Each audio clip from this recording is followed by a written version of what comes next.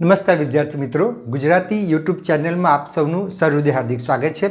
વિદ્યાર્થી મિત્રો, આજે આપણે આ વિડીયોમાં એક જ વાક્યની અંદર સાત વિભક્તિનું પ્રયોજન કેવી રીતે શક્ય બને એ આપણે જોવાના છે।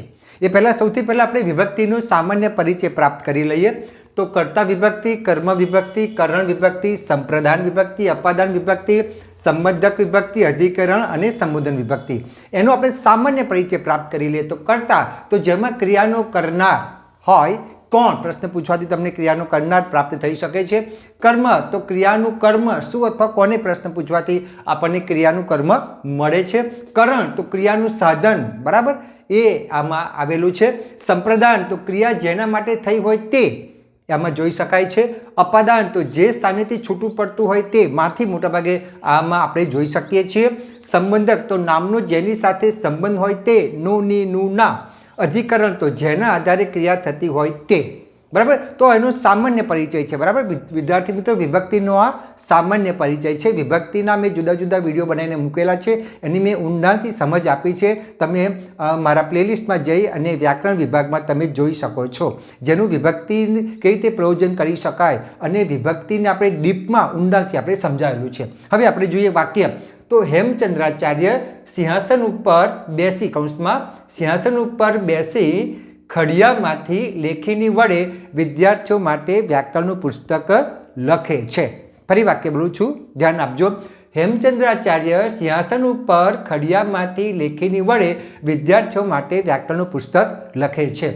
તો કર્તા હેમચંદ્રાચાર્ય, કર્તા છે તો પહેલી વિભક્તિ છે કર્તા, ક્રિયાનો કરનાર કોણ છે? તો હેમચંદ્રાચાર્ય, બરાબર। સિંહાસન તો એ અધિકરણ વિભક્તિ છે, તો જેના આધારે ક્રિયા થતી હોય તે, માં અને ઉપર, બરાબર। તો ક્યાં? તો સિંહાસન ઉપર બેસીને, બરાબર।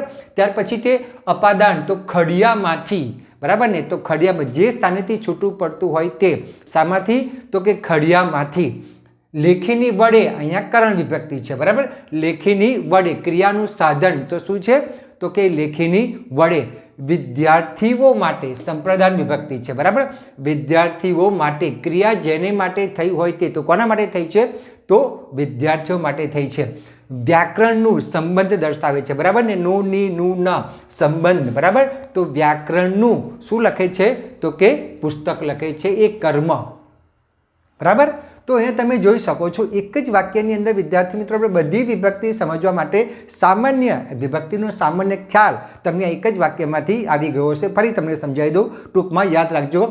હેમચંદ્રાચાર્ય સિંહાસન ઉપર બેસી ખડિયામાંથી લેખીની વડે વિદ્યાર્થીઓ માટે વ્યાકરણનું પુસ્તક લખે છે। તો કર્તા તો ક્રિયાનું કરનાર કોણ છે? તો કે હેમચંદ્રાચાર્ય, બરાબર। કર્મ તો ક્રિયાનું કર્મ શું છે? કોને માટે પુસ્તક, બરાબર। શું તો કોને? તો એ શું લખાય છે? તો કે પુસ્તક। કરણ તો ક્રિયાનું સાધન, શાના વડે? તો કે લેખીની વડે।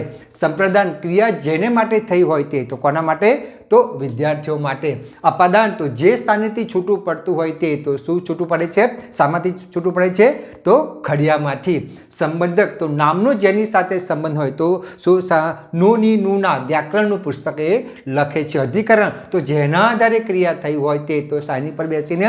તો કે સિંહાસન ઉપર બેસીને। તો વિદ્યાર્થી મિત્રો, અહીંયા તમે જોઈ શકો છો વિભક્તિનો સામાન્ય અર્થ, યાદ રાખો, તમને ફરી કહું છું, વિભક્તિનો સામાન્ય અર્થ આપણી આ એક વાક્યમાંથી આપણને ખ્યાલ આવી જાય છે। ફરી તમને ખાસ જણાવી દઉં કે વિભક્તિના બધા વિડીયો મેં અલગ અલગ બનાવીને મૂક્યા છે, તમે મારા પ્લેલિસ્ટમાં જઈને જોઈ શકશો। તો આશા રાખું છું કે આ વિડીયોમાંથી આપણને વિભક્તિનો સામાન્ય અર્થ ખબર પડી ગયો હશે। તો અહીંયા મારો વિડીયો પૂર્ણ કરું છું। ફરી વખત આપણે નવા ટોપિક સાથે મળીશું, ત્યાં સુધી આપની રજા લો। આવજો વિદ્યાર્થી મિત્રો, આવજો।